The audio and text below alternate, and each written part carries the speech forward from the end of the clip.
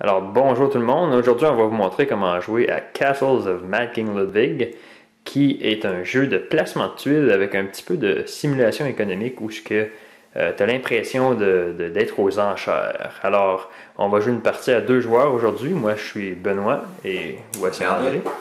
Alors on va vous montrer ici un peu comment le setup fonctionne. Alors tout le monde commence avec 3 cartes comme ça ici, on place les différentes tuiles ici qu'on va pouvoir acheter et placer dans nos châteaux. Et ici, il y a le marché, la banque, les points. Parce que je commence premier joueur, okay, j'ai le marqueur de premier joueur. André commence avec 1 point. Et ici, chaque personne reçoit une petite planche comme ça qui rappelle ce que font chaque pièce que tu peux acheter. Alors, le but du jeu, dans le fond, c'est de construire un château pour le roi Ludwig. Et chaque partie va offrir différents objectifs. Alors aujourd'hui, vous voyez, on a pigé aléatoirement 3 différents objectifs généraux qui vont attirer la faveur du roi sur nous, dépendamment de nos châteaux, de la façon qu'on les a bâtis. Alors celui-là ici, il nous dit qu'à la fin de la partie, la personne qui a le plus de pièces rondes, ça ne dérange pas la grosseur, le plus de pièces rondes dans son château va recevoir 8 points et la deuxième place 4 points. S'il y a une égalité, on additionne les deux totales et on divise par 2. Cette tuile-ci nous dit que la personne qui a le plus de pieds carrés de pièces qui sont des salles à manger va recevoir 8 points. Et ici, deuxième place, 4 points. Et celle-là ici, qui est la personne qui a le plus de salles d'activité va recevoir de 8 points. Et 4 points pour deuxième place, et ainsi de suite. Aussi au début, alors, ce qui détermine les pièces qui sont sur le marché, c'est le paquet de cartes ici. Alors, on a révélé 5 différentes cartes qui nous ont dit quel type de tuile qu'on était pour mettre sur le marché. Alors ici, ça c'est une tuile de 300 pieds carrés qu'on peut retrouver, pas ici présentement. Qu'est-ce qui se passe? Ok, un instant. Ça c'est une tuile de 250 pieds carrés qu'on peut retrouver présentement juste ici. Alors, comment qu'on le sait, si on regarde ici sur la tuile, c'est marqué 250 en haut, qui veut dire que cette salle-ci représente 250 pieds carrés. Et parmi les tuiles de 250 pieds carrés, on a une pile ici, qui est brassée au début de la partie. Et donc, on ne sait jamais exactement quel type de tuile va sortir.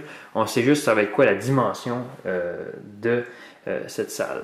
Vous voyez ici, il y a 3 différents symboles sur l'endos des tuiles de 250 pieds, qui veut dire que ça peut être 3 différents types de salles. Dans les 250 pieds, il peut y avoir soit des salles qui vont être des salles d'activité, des salles extérieures ou des salles qui sont dans les sous-sols. Et c'est la même chose pour toutes les autres tuiles. Vous voyez ici, il y a 3 symboles. Alors, comment que ça fonctionne? Bon. Dernière chose avant pour commencer. Il y a ici il y a les objectifs généraux que tout le monde va viser à travers la partie. Mais au début de la partie, on reçoit également 3 cartes ici qui vont être des genres d'objectifs individuels. Et parmi ces 3 cartes-ci, on doit en choisir 2. Et moi, pour cette partie, je vais décider de garder ces 2-là parce que je vais déjà viser les salles d'activité. Alors, celle-ci va m'aider avec les salles d'activité.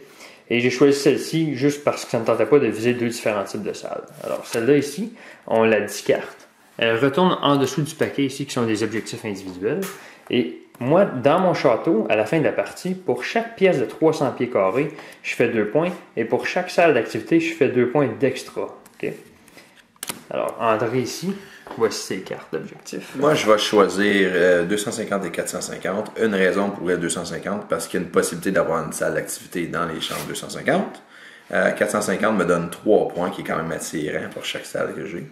Je vais me débarrasser de celle-là aujourd'hui. Alors, tout le monde commence avec 15 000 $ et voici comment ça fonctionne. On a chacun notre foyer ici. Vous voyez, notre foyer a 3 différentes portes à laquelle on peut connecter les pièces. Alors, ce qui va arriver essentiellement, c'est que moi, étant le premier joueur, je suis le constructeur maître, on va dire ça comme c'est le master builder, et je choisis la valeur des pièces sur le marché pour ce tour-ci. Alors, je les arrange dans l'ordre que je veux. Présentement, vous voyez ça ici. Ça, c'est une salle d'activité, avec le symbole en bas ici de la petite guitare, là. Dans le fond, je sais que cette salle-ci, elle va valoir des points à la fin de la partie, donc je ne veux pas nécessairement la mettre à 4 000 $. Je vais peut-être la mettre un petit peu plus cher, disons 10 000 $. OK? Cette pièce-ci, c'est une salle de service, une utility room, OK? Elle n'a pas de bienfait particulier, OK? Donc, je vais la mettre moins chère. Pièce ronde, je sais qu'elle peut valoir des points, mais celle-ci, je vais en fait la mettre moins chère parce que ça, c'est une pièce de sous-sol. Pour construire des pièces de sous-sol, je vais l'expliquer tantôt, mais tu as besoin de construire un escalier, en fait, en premier. Donc, je vais mettre celle-là ici. Et puisque personne commence avec un escalier, André va certainement pas acheter ça. OK, je vais mettre ça. C'est intéressant. Je pense que je vais faire ça comme ça. Ici. OK. La raison qu'on joue avec toutes ces pièces-là dans le marché, essentiellement, le constructeur maître, c'est lui qui va recevoir l'argent des autres joueurs quand il va avoir des salles d'acheter. C'est exact. Donc là, moi, je viens déterminer la valeur des pièces pour ce tour-ci. OK? Et là, maintenant, ça va être à tous les autres joueurs, en commençant par la personne à ma gauche, d'acheter une pièce et elle me paye, moi, le montant de la pièce. Quand vient mon tour, moi, je peux acheter ce qui va rester et dans le fond, je paye la banque, moi. OK?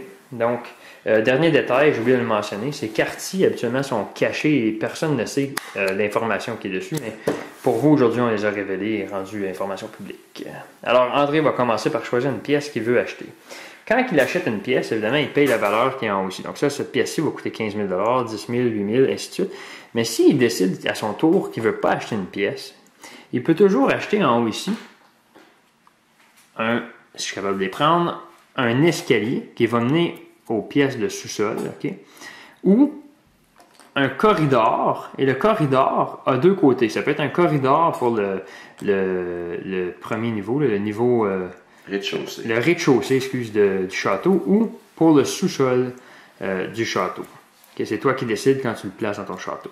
Évidemment, pour placer un corridor de sous-sol, tu dois avoir d'abord des escaliers qui mènent au sous-sol. Alors, allons-y, on commence. André va acheter une tuile. Dernier détail maintenant, parce que le jeu, c'est tout le placement de tuiles. Si on prend une tuile ici, par exemple, chaque tuile a des entrées comme ça ici dans les extrémités ou situées un peu partout sur la tuile. Ça donne ici qu'ils sont dans les deux extrémités, mais si j'en prends un autre ici comme ça, vous voyez, celle-ci, elle a trois entrées qui sont situées ici. Okay? Dans le fond, ce que tu vas faire, c'est quand tu achètes une tuile, tu vas la prendre et tu vas la placer dans ton royaume. Okay? Pour commencer mon château, moi, je n'ai qu'un foyer et tout le monde commence avec un seul foyer, donc je dois m'assurer qu'il y a toujours une porte qui soit liée à une autre porte de mon château. Donc, si je voudrais placer une deuxième tuile, je pourrais venir ici et la placer sur une porte qui est ouverte. Okay? Je ne pourrais pas, par contre, arriver et placer ça comme ça ici parce que les tuiles se superposent. Donc, ça, c'est un placement que tu peux juste pas le faire, c'est impossible. Je pourrais placer ça comme ça, par contre. Okay? Dernier détail pour la construction, ça ne dérange pas si tu as une porte contre un mur, tant pis que tu as une porte en quelque part qui connecte à ton château. Et si vous regardez les pièces comme ceci, les pièces d'extérieur, ils ont une clôture ici sur une de leurs bordures. Tu ne peux jamais construire quelque chose qui touche cette clôture. C'est bon. Alors, on commence. Vas-y, André. Quelle pièce veux-tu acheter? Je vais te rendre riche dès le départ. Je vais acheter la salle d'activité à 10 000. Et voilà. Je vais donner 10 000 à Benoît. Je vais ramasser cette belle salle d'activité ici. Je vais la placer comme ça. Alors, maintenant, si vous regardez ici, je vais essayer de me rapprocher de la pièce de André. Ici, c'est marqué, je vais juste la prendre un instant. Ouais. Ici, c'est marqué le nombre de points que cette pièce-ci va faire. Elle lui donne 4 points pour la placer dans son royaume, point final. Okay. Dans le centre ici, ce sont habituellement, c'est des points bonis, mais dans cette situation-ci, toutes les pièces d'activité vont nuire à ton royaume. Okay? Et ça ici, ça va dépendre des pièces qui vont être adjacentes à cette pièce-ci. Je vais clarifier ça. Vous voyez ici, le mur est plein. Okay?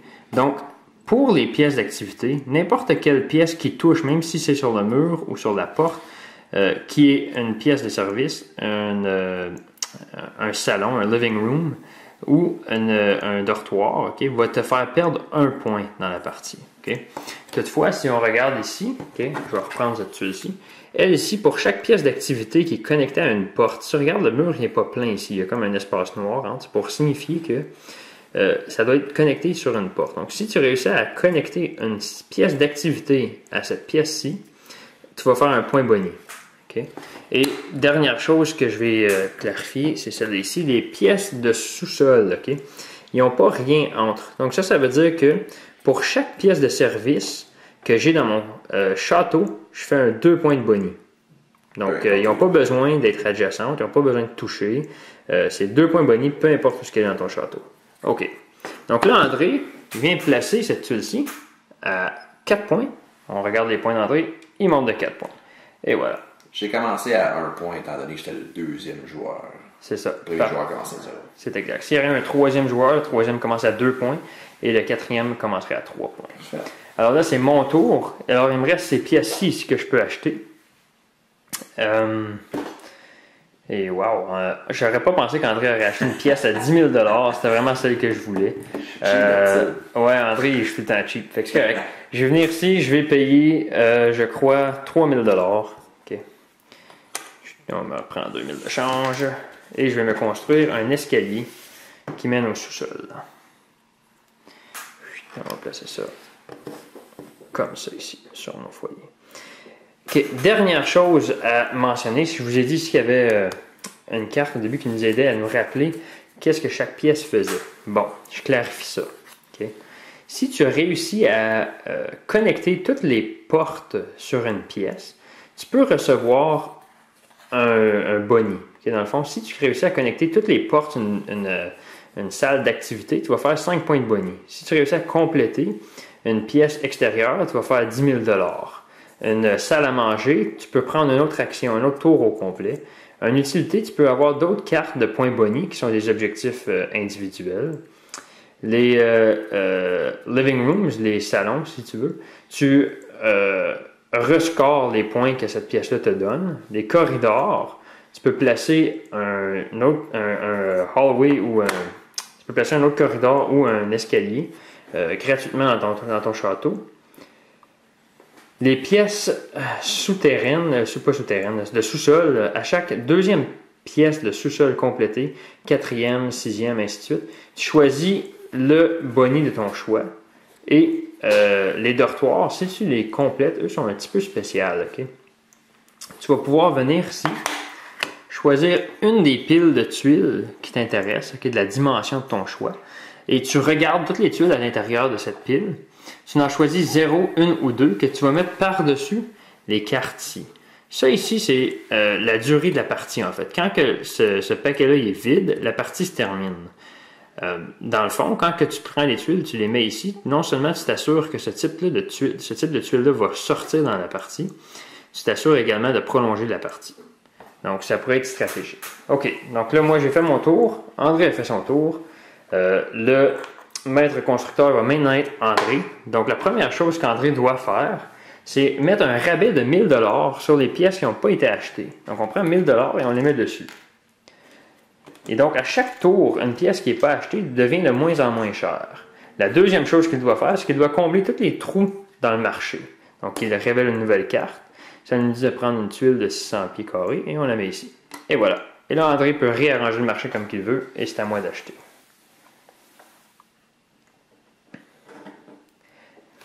Évidemment, André sait maintenant que je peux construire des pièces dans le sous-sol. Il va la mettre un petit peu plus cher.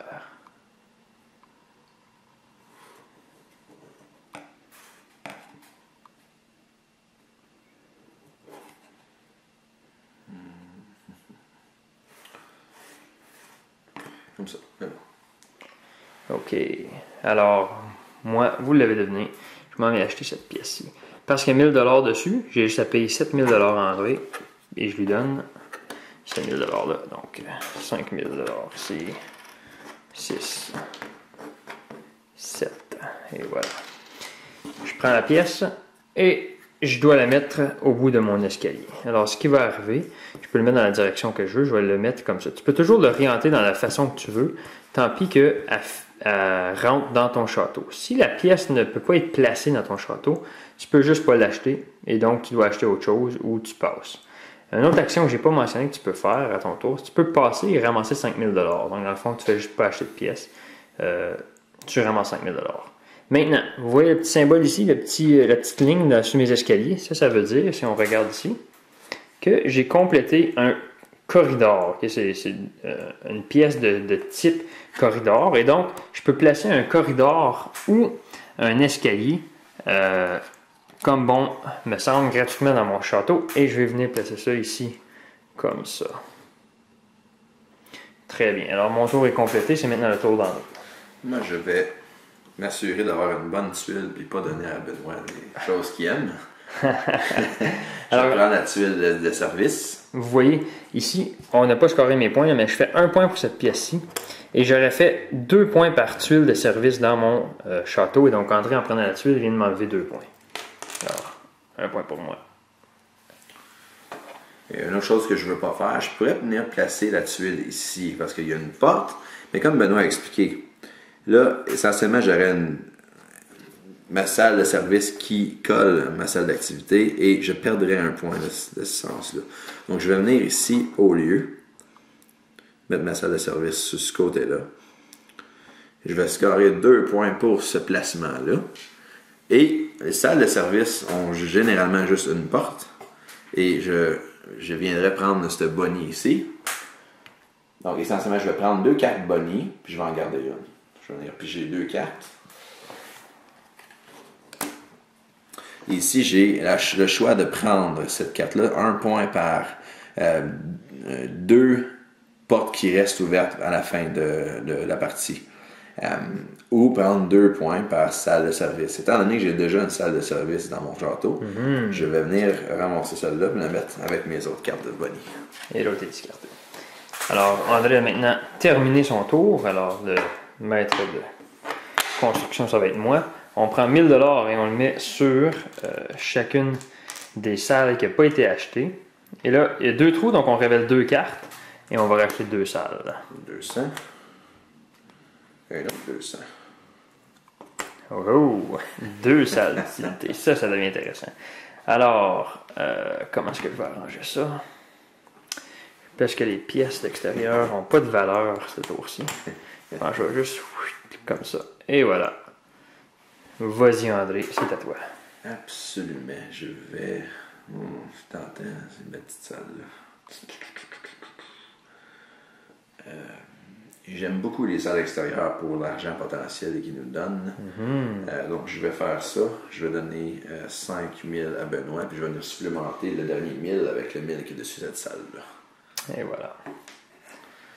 Je vais placer ça ici parce que j'ai le droit de placer ma salle extérieure sur ma salle d'activité. Il n'y a pas de restriction de ce côté-là.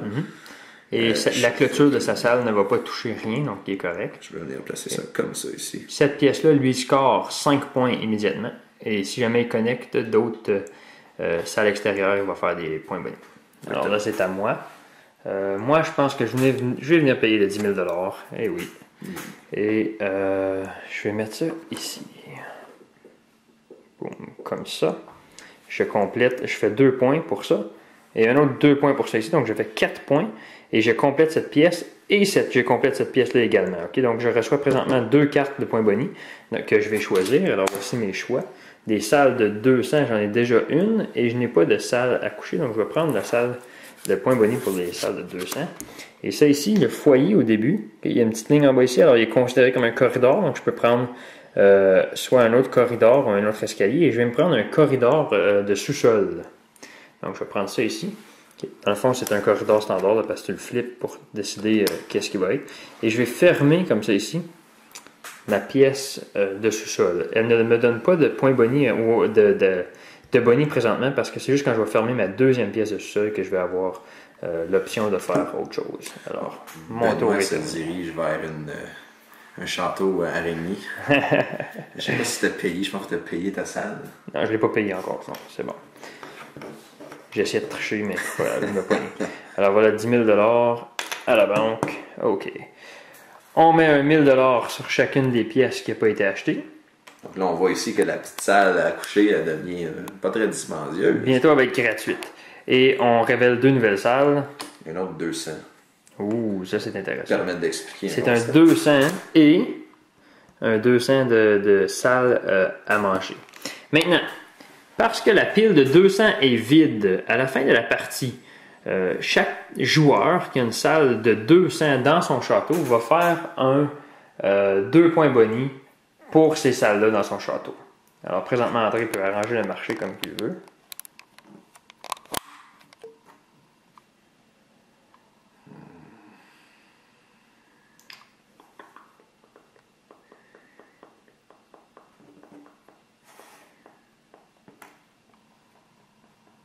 Comme ça. André me tente et j'ai pas le choix, il faut que je le prenne. Je paye 10 000 à André qui est pour la salle à manger.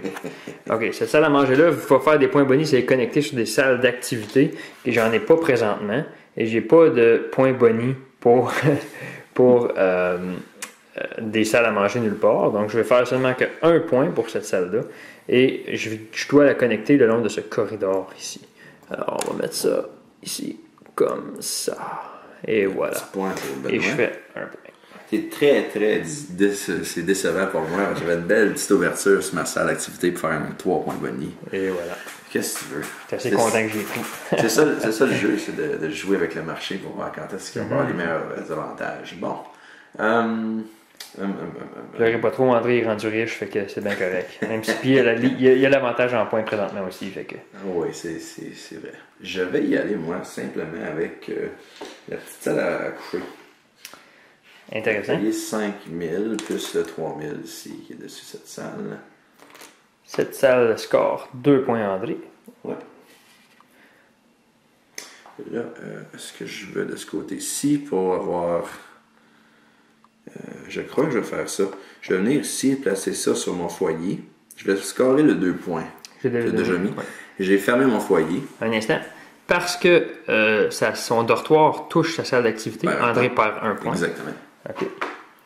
Alors, ça vaut la peine parce que maintenant, je peux prendre un petit escalier. Comme il dit, il a fermé son foyer, il peut mettre un escalier. Je vais mettre un escalier pour descendre au sous-sol de ma salle à tricoter. Si vous regardez ici, ils mettent des noms sur chacune des salles et c'est vraiment marqué salle à tricoter, okay? Salle de couture en fait. Ouais, c'est ça. C'est bon. Et essentiellement, quand j'ai fermé aussi ma salle d'activité, j'ai un point boni qui est 5 points. Oui, André fait 5 points. C'est pour ça que ça ne me dérangeait pas trop de perdre un point sur ce tour-ci. Et voilà. Alors, le tour est maintenant complété. On met 1000 $ sur chacune des tuiles. On révèle 2 nouvelles tuiles. Ouh. Un autre salle à manger.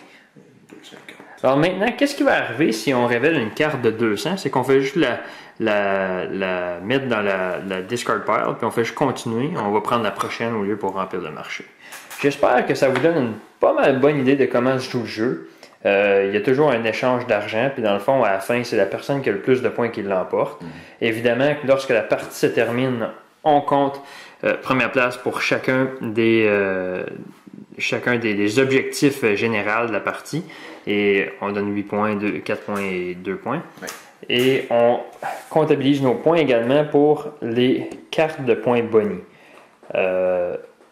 Et ensuite, évidemment, le meilleur l'emporte. Il y a aussi des points pour chaque 10 000, je crois, qui fait 1 point. Oui. Chaque 10 000 $ fait 1 point à la fin de la partie, mais je l'oublie tout le temps parce que c'est pas très rentable de garder 10 000 $ pour 1 point. T'as mieux aller essayer de t'acheter une pièce qui va te faire plus de points et essentiellement essayer de te donner des bonis en surplus. Alors, avant de compléter, on aimerait juste vous montrer 2 scénarios qui n'ont pas été démontrés dans notre partie jusqu'à présent. Alors, voici le premier scénario. Si André aurait complété son salon, qui aussi c'est son dortoir, sa salle à coucher, avec peu importe la salle, ça ne dérange pas, il fait juste compléter. Voici ce qu'il aurait pu faire. Okay? On l'a dit, mais juste pour que vous le voyez. Il aurait pu aller prendre n'importe quelle pile de son choix. Okay? Puis André aurait certainement voulu plus des pièces de 250 pieds ou de 450 pieds parce que ces pièces-là lui rapportent des points. Et il choisit la pile, il regarde toutes les tuiles essentiellement, puis il peut choisir 0, 1 ou 2 tuiles de cette pile-là et les mettre sur la pile. Ça veut dire essentiellement que c'est les prochaines tuiles qui vont automatiquement venir remplir notre marché. Alors, André fait son choix. Je sélectionne les 2 tuiles-là. Essentiellement, s'il y aurait eu des salles de service ou des salles autres qu'André aurait pu vouloir. C'est ceux qu'il aurait mis, c'est sûr. Là. Ouais. Une autre chose qu'il aurait pu regarder, qu'André aurait pu regarder, c'est le type de pièce qu'il y a dans son château. On a parlé que présentement, parce que la pile de 200 est vide, chaque pièce de 200 va avoir 2 points boni. Ouais. Donc André, tu vois, présentement, il y a 2 pièces de 250 pieds. Peut-être que ça l'aurait intéressé de vider la pile de 250 pieds. Oui. Okay. Il y a des différentes stratégies qu'on peut employer. En remettant aussi la pile, il faut rebrasser juste pour qu'on sache les tuiles. Donc André a rebrassé la pile ici, comme ça il ne sait pas c'est quoi la prochaine tuile qui va sortir. Nos 2 tuiles, on finit ici. OK. L'autre scénario qu'on voulait vous montrer, ce sont les salons. Donc, si on prend le salon ici, par exemple, okay, et qu'on le connecte, on va le connecter à un corridor, comme ça ici. Là, il n'est pas fermé, évidemment, parce qu'il y a une porte en bas là, et il y a 2 portes à ce bout-là. Okay? Mais cette pièce-là me donne 3 points. Si jamais je la compléterais, elle refait 3 points. Et non seulement est-ce qu'elle refait 3 points, elle referait tous les points bonis dans le milieu. Donc, présentement, elle est connectée à un corridor. C'est 3 points plus 2 points. Elle me fait 5 points. Si je la compléterais, elle me ferait 5 points de surplus. Et si jamais je réussirais à mettre d'autres corridors, ben, il ferait 2 points de plus par corridor. Donc, ils sont pas très attirants au début, mais ils peuvent faire vraiment beaucoup de points, les salons et les living rooms, okay, quand on réussit à les compléter. Alors, c'est tout ce qu'on voulait vous montrer. Maintenant, on peut aller aux dernières pensées.